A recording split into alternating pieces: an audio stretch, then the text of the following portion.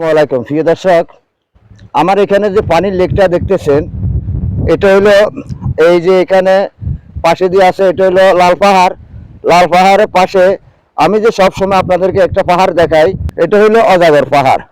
এখান থেকে আজকে একটা অজাগর সাপ বাইর হইয়া সে দুইটা সাপকে একসাথে খাওয়া শুরু করছে। তাই এখানে যারা আসবেন, ভ্রমণ প্রিয়াসী কিংবা আশেপাশে যারা কৃষকেরা আছেন, আপনারা সব সময় এখানে সতর্ক থাকবেন। খুবই সতর্কতাভাবে আপনারা এখানে আসা যাওয়া করবেন। কারণ এই মুহূর্তে আমাদের এখানে এই যে দেখতেছেন, এখানে অনেকের হাতে কিন্তু লাঠি ছোটা আছে। তারা লাঠি ছোটা দিয়ে এখানে সাপ মারতে পারে নাই, কিন্তু সাপ একটা সাপে কিন্তু দুইটা সাপকে গিলি খেতেছে। তাই আপনারা সব সময় এই পাহাড়ে, আমি সব সময় আপনাদেরকে এই অজাগর পাহাড়ের ভিডিওগুলা দিই। পাশে দিয়ে হলো এটা হলো আপনার লাল পাহাড়।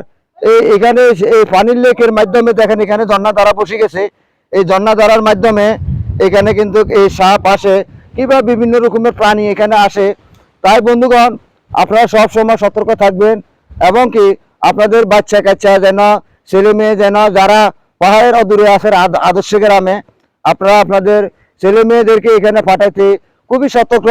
আমি সবসময় আপনাদেরকে বলি, আপনারা সবসময় সতর্কতাভাবে চলাচল করবেন। কিংবা এখানে ছোট বাচ্চারা অনেক সময় খেলতে আসে, দৃশ্যগুলো দেখতে আসে, পানির ঝর্ণা দ্বারা আসে। তাই এখানে খুবই সতর্ক, কারণ এই সাপের জন্য একটা মানুষ খাওয়া, তার জন্য সে অনায়াসে খেতে পারবে।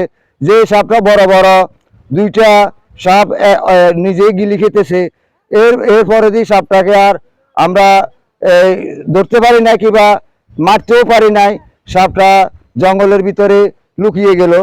তাই আপনারা সব সময় সতর্ক থাকবেন। সকলকে সেই প্রত্যাশা জানিয়ে এখান থেকে বিদায় নিচ্ছি। আসসালামু আলাইকুম।